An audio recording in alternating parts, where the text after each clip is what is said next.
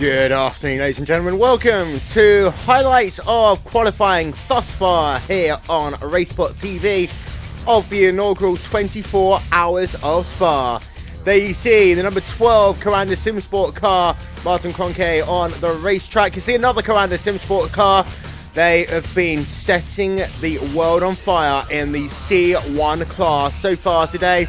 Will Vincent here along with Oscar Hardwick. As Oscar, we're on air for 24 minutes, starting right now. Yeah, really good start to what is going to be a big event. And again, you say 24 hours and people think, oh, that's a 24-hour race, but you've got this qualifying session, the build-up, the practice, the setup work, the deliveries. There's already been so many hours of work put into this, and these qualifying sessions really starting to signify the beginning of the event that everyone's been waiting for. So there, one qualifying session has been scored complete. They were running on board with Martin Kroenke in the Coranda Simsport number 6 car. He comes past the start-finish line. Well, that is a run done for him. And we've got Joni Bachmann on track as well as we speak. There you see him in the Glacier Racing number 46 car, running a slightly different colour here today. Nice little orange livery going on for him today, Oscar. Yep, not the usual blue that you see blended in with the whites and blacks of a Glacier TV car, but good to see those guys out. I think they're the only Ford GT present in this session at the moment. Pretty saturated with the C-Spec roofs and HPDs. I guess to a certain extent expected, with the HPD being the top class and the roof being a much more recent addition to the iRacing service than the Ford GT. Yep, as it stands so far, we have got a pretty equal split between the C1 class, which is the Honda Performance Development ARX-01, and the C2 class, which is the Ford GT, as we ride back along board with Joni Bachmann as we work themselves down towards the magical Air Rouge Radio complex. The C3 class is a little bit lacking in numbers right now. Just 10 people registered for that class, but registrations are open until the end of this weekend. As you see, Bachmann now working himself down the Kemmel straightaway. And one of the interesting things is, of course, is that this is a team race, which, of course, is a natural thing. But being a team race is that you've got to find that balance between what you and your teammates enjoy and also can drive best. Now, you might always get one person who is a little bit faster in one car, some which are a little bit faster in another car, but you've got to balance that, which is going to be the one that we will equally do as well in. Yeah, very true, and a lot of these teams will have drivers who have been competing in the actual iRacing series over the past few weeks in any one of the 3 cars that are available. Like you say, there needs to be some compromise there. The biggest compromise always comes with these endurance races in the setup. There'll be one driver that glides around on the rear end the entire time and finds it comfortable, and another driver that likes the understeery setup. So I think another thing that will come into play a lot more than normal will actually be on-board adjustments of the cars to redial the way that the car is driving as different drivers get in, and particularly, you know, as tyres go down and strategies change throughout the race to try and optimise things. So again, it's such a big task. Like, even when you think about the current top level of stuff in the F1 cars on iRacing, that's still 1 or 2 stops, and you're talking 23, 24 stops when it comes to this. It's incredible, and the amount of strategy and prior thought that goes into completing an endurance race competitively is just incredible. We've got Dennis Garis on the racetrack in the number 108 Vortex Sim Racing car, working himself out of Stavolo. That run down towards the bus-stop chicane to ride back along board with him.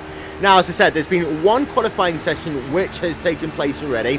There are 4 qualifying sessions in total. First qualifying session, Oscar, naturally, you're just going to get the people who are awake very early and potentially a couple of Australians out. So we've only got 1 team completely qualified in the C1 class. That is Coranda Simsport with Martin Kroenke, Andre Borcher and Jorn Yen scoring times.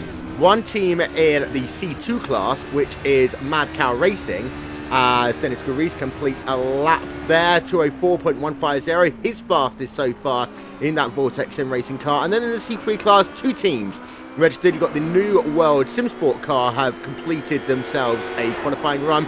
Team Tortoise as well.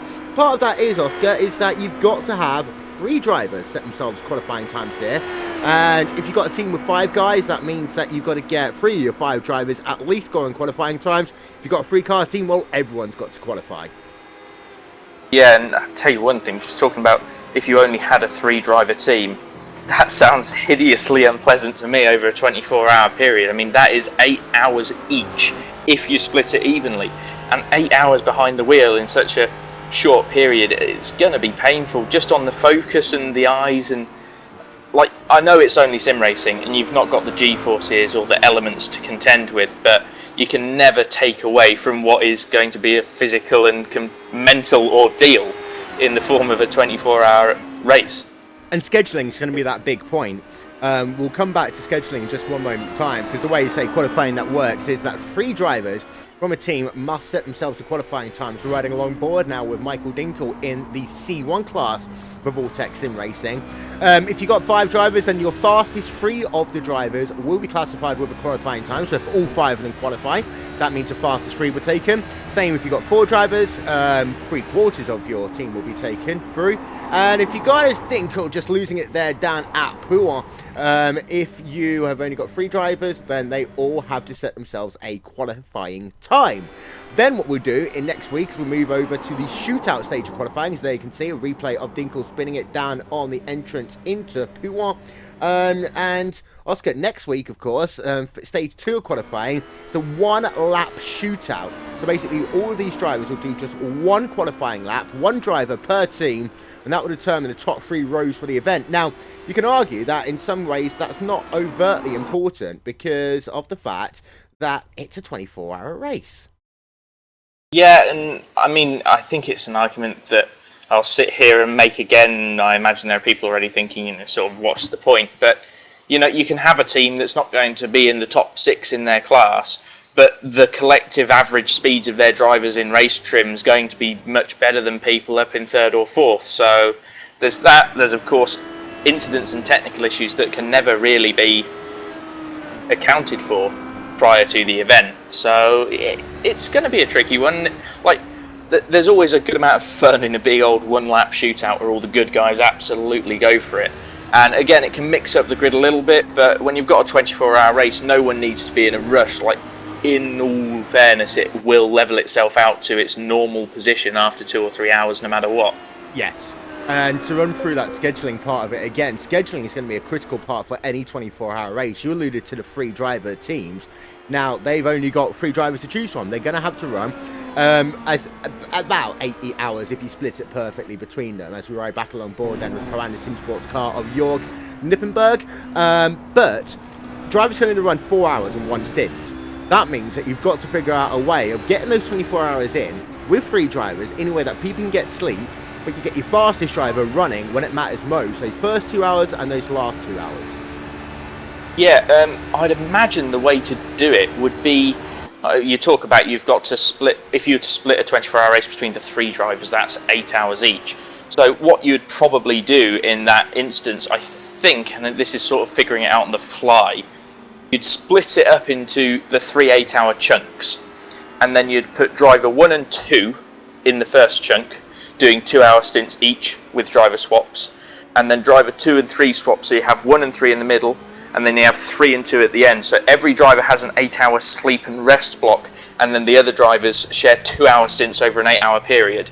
So they'll be doing 4 hours each in those periods, and again, drivers will have, in that instance, have to complete 8 hours of racing during 16 hours, and that will go for all of them. But it's the only way in which you're getting a realistic amount of time to get settled down, get some rest, and get back up again in time to carry on going. So in terms of a 3-man team, there's not a particularly broad spectrum for what you can do in terms of that strategy.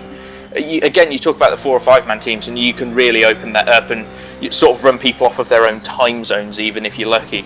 It'd be interesting to see, but the 3-man teams are going to have a tall order to keep it all together. Now, for the 5-man teams, you've got same issues, just a lot more spread out. As we're having a look at Kevin O'Keefe there in the number 29 C3 car, the New World SimSport machine, powered, thankfully for us, by RaceSpotTV, as he works himself down into Lacoon.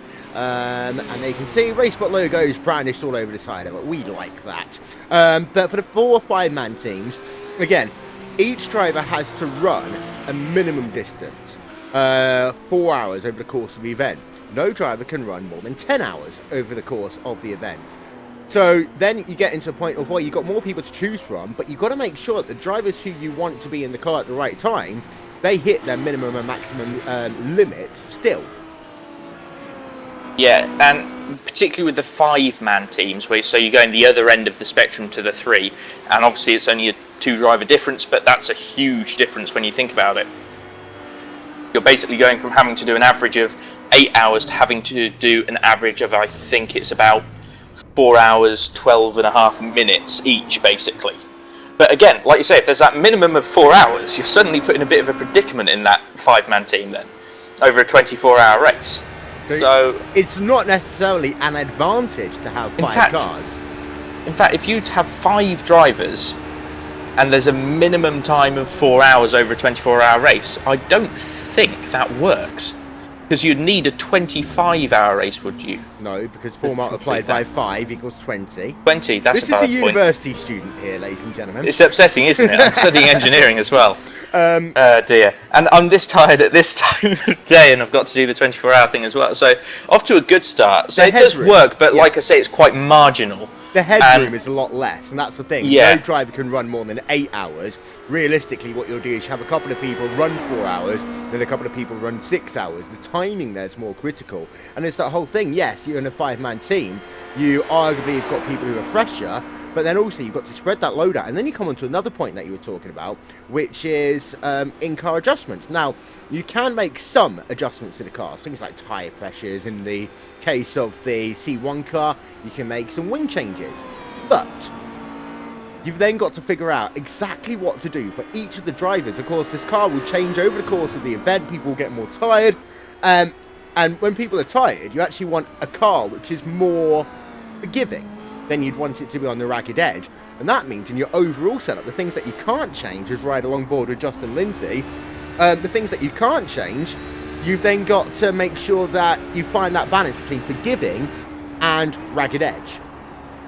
Yeah, I'm not sure how many of the cars involved will have this function, but to be able to change the anti-roll bar settings as you're going, I think, could become extremely advantageous if it's used properly by the teams, to be able to change the actual poise of the car and when it's nosing into the corners throughout a stint. Like you say, you could get to a point where tiredness just takes over and you're thinking, right, I want a bit of understeer and not to have to worry about it anymore. The times don't matter, I just need to get to the end of the stint. And there'll be other times where it's the complete opposite. It's either early on in the race or in the last few hours, and you're trying to gun for a position and make up time. Like when you talk about making up time in a 24-hour race, you're talking a lap and a half is completely feasible. So the problem with that is you need to start mapping yourself to get that lap and a half, 2 to 3 hours in advance of making the move. So again, it's all about that forethought and the ability to not only have the forethought and the planning beforehand, but to be able to dynamically change that plan as the race dynamically changes around you. Matt Stanton had an off there in his C3 number 47 car, coming down into the chicane, just clipped that curb, and it was like, okay, I'd like to spin it now. So he had a bit of an issue, got his car back out onto the racetrack. However, his fastest lap so far has been a 2:25.8. From what we know from the qualifying a little bit earlier on today, a 2:25 actually is a pretty good time for those guys. Only Randy Chenworth and Andy Goodison from Team Tortoise have actually gone faster so far. Yeah, so I mean, again, if you just need to make sure you're in the ballpark is another good thing with the endurance racing aspect. Because if you've got a sprint race of, say, 40 minutes to an hour, you need to be on the pace of the people around you to have a chance, because over that time they will be on that pace all of the time. Whereas in endurance racing, you can get within, say, a second, 2 seconds ballpark of the fast guys. They'll make mistakes, and there'll be pit stops and strategy that you can work with. And again, you don't need to be the fastest car on the track to be the car doing best on the track. And you'll see that so frequently in endurance racing out in the real world. And I think it's really going to be something that applies when we see this race take off on the 1st of November. I completely agree, and I think this year's 24 Hours of Le Mans completely summed that one up. Now, yes, the Toyotas were arguably the fastest cars, but they had some issues. The Audis were fast, but they had issues. and it's how you can recover from issues. And there will be issues in any 24-hour race. You see a Commander Sim Sports car going very wide down the corner, running down to Puwa, and again having to go ride a car right on the outside and losing it there down at Puwa. Now this is going to be one of those corners that we're going to have to pay attention to, I think, all race long, because it's one that it's a lot narrower than people expect it to be, Oscar. It is. It's kind of got a bit of a funnel effect. You go into the corner and you can sort of be right up on the white line over on the right, or even defending a bit to the left, and comfortably get to that first apex. But very, very quickly, the line that the car's willing to stay on with the grip it's got narrows right up to somewhere between the tarmac and the curb on the outside. You take too much curb, you're just going to bottom the car and spin off, and then you take too little and you're losing a lot of momentum off the exit. It's like Puon's one of those fantastic corners in motorsport because it is so complex in the way you have to work a car through it. A couple of teammates doing a bit of bump drafting right now. This is an interesting one. You've got Ivan Ross Samdal in the number 18 car doing a little bit of bump drafting, then they'll draft themselves down the back straight away. Now, this technically isn't against the rule book, because we're riding along board with that 18 car of Ivan Ross Samido, but it's a dangerous thing, especially through Air Rouge Rodillions. We saw them bumping all the way down the entrance into Air Rouge. A little bit of a dangerous one to have, so we'll keep an eye out on this one over the course of qualifying. The Bet365 cars working himself now down into Rivage, but to go back to that previous point about how you recover from mistakes. Now, some of these guys will at some point be a lap down, 2 laps down, bad strategy, bad safety car timing for them, might put them down those laps, but it swings and roundabouts. It very well can happen to someone else, and no one, I don't think, has ever had what you like to call a perfect endurance race under any circumstances. And drivers have got to mentally just put it out the way when they get into the car and turn laps. So I would almost argue, Oscar, that yes, you might get told to push at certain stages of the race and you need to know what your delta is and where you are in relation to other cars. Other point, it's just a case of drive as fast and as consistent as you can and don't bin it. Very true. And you actually made a point about how you recover from things not going your way in an endurance race. And the guys here who maybe have come from other sims in the past where endurance racing has been possible will know this maybe better than certain others, which is if stuff goes wrong, say you get a disconnection, you need to have someone on the buzzer ready to get back in, because every second you're not back in is time lost. Yeah. You need to be straight back in. It's the same with an incident. If you have a crash and the car's done, whatever the quickest option is, limping it back or escaping to the pit lane for a tow and the repairs, you need to be doing what's quickest. Because it's at those points where you're not talking small lumps of time. You're actually talking more like 20, 30 seconds can be gained. And 20, 30 seconds, that's the kind of gap that brings people from 2 laps down to 1 lap down, and suddenly they're thinking, hold on, we could do this. You get them pushing, and again, you come under that pressure, which will only lead to more accidents. There's so many variables to account for that ability to recover and react to things that go right and wrong in this race are going to be absolutely crucial. Crash practice is actually going to be something that these guys are going to have to do a little bit of. I completely concur with that point. And it's that thing that you've got to be aware. And this comes back to a point that you made a little bit earlier on, actually, about when a 3-car team, you've got to actually always have 2 people awake. That person there as a backup in case anything happens to do the switches with. And it's one of those things for a 3-car team, this is when it becomes more difficult for them again. Because you've got to have, basically, if you're in a 3-car team, you're going to be awake for 16 hours, guaranteed. And those 8 hours you have rest time, you're probably not going to be sleeping that much. You're going to have to force yourself. Run into a brick wall and knock yourself unconscious, getting yourself to sleep. Don't try that. Yeah, it's tricky. It's very tricky. But again, it is one of those situations that's tricky to pull yourself through in lots of instances. And even with 2 people, this is somewhere where a 5-car team could definitely gain an advantage by having 3 people awake. With 2 people, if, say, driver A has his disconnect and his internet goes off for 10 minutes, just as driver B has gone to the toilet to sort himself out, all of a sudden what could have been a 3-minute loss of time becomes a 10-minute loss of time, which on a track like this is going to equate to somewhere in the region of 4 to 5 laps during the race. So something as simple as a mistimed toilet break when you hit issues is going to cost you 4 laps. Like, I know it sounds silly in that regard, but it's something that's so possible to happen, and in particular to the teams where there's only the 2 people up at any one time, because again, it's that margin for error at that end of the spectrum being narrowed further.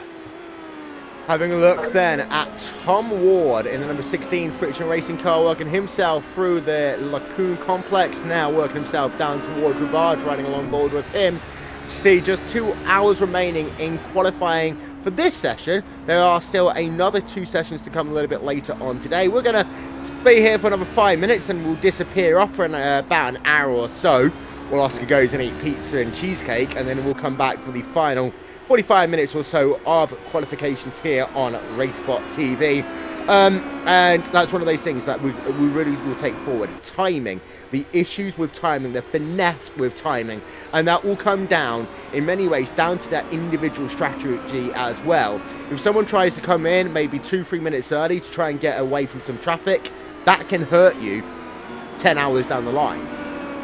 Yeah, and another thing, the teams that have been doing fuel runs to figure out, and again, it's small margins, but teams that are figuring out whether they can do like 45 minutes or 1 hour 3 minute or 1 hour 5 minute stints, the teams that have put in the time to learn that and then laid out a stint plan based on those stints, they're the teams that are going to have an advantage, even with the slower drivers there.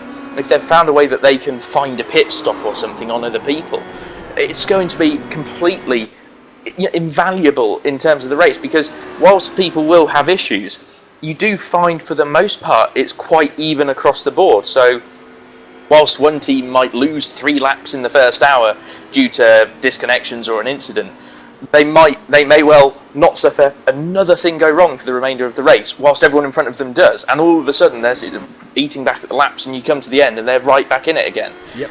So you can't go counting on problems for people or for yourself to throw off a strategy. The people that have been putting in the time and effort to learn about the race strategy, the stint lengths, the car handling, everything like that, it's going to be an advantage that's going to be worth in the region of laps, basically, when it comes down to it. So, again, you talk about practice, sometimes you can have people just turn up to race and it be okay. This is a team sport and it requires team practice. Without it, you are at a disadvantage, and it will show on race day. It will indeed show on race day. So ride back along board with Yoni Bachmann. Here's a summary of some of the results that are going on in this session right now. You can see Martin Kroenke, fast time for him so far, 2:01.983. Compare that to the time he did earlier on today. It is a couple of a tenth of a second slower. Michelle Mancusi is about 6 tenths back. Michael Dinkel third, Philip Stanforth, your Kippenberg rounding out your top 5 there. You can see the C1 cars drivers. Then on to C2. You can see just one driver, that is Yoni Bachmann right now. He's not doing a bad job. 2:17.519 is his fastest today. And then you can see the C3 times there as well.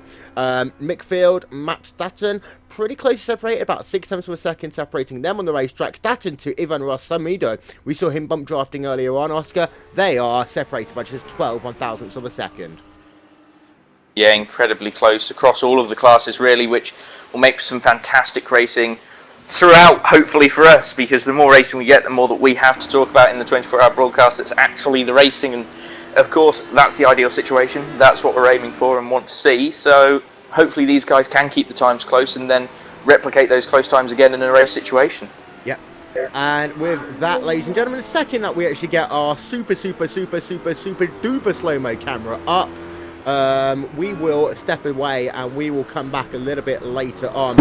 For those of you who's like this part, we will be back, as say, a little bit later on today. Thank you very much for being a part of our coverage here on RaceSpot TV, your home for the 24 hours of Spa. And don't forget, myself, Will Vincent and Oscar Hardwick are not just, Oscar, doing the 24-hour race. We're also doing the ISN.com Pro Series of Road Racing race just before that as well. I think we've just lost Oscar. Oh, well, it's just... No, I'm here. No. Sorry. That's okay. We'll just presume that we know what we're talking about. It's that whole thing that we were saying earlier. If anyone complains about our professionalism, we'll become an American broadcaster. And you'll plenty of adverts. Yeah, we'll just go to tons of adverts. So we'll talk to you all later on a little bit, ladies and gentlemen. Thank you very much for talking to us. And we will see you all in, what, Oscar? An hour, 10 minutes? That should do just fine. There you are. Go and have your pizza and your cheesecake. I will do. Thank you very much. This is really RaceSpot TV presentation. 24 hours of qualifying in just over 24 minutes. We'll talk to you all next time. Bye-bye.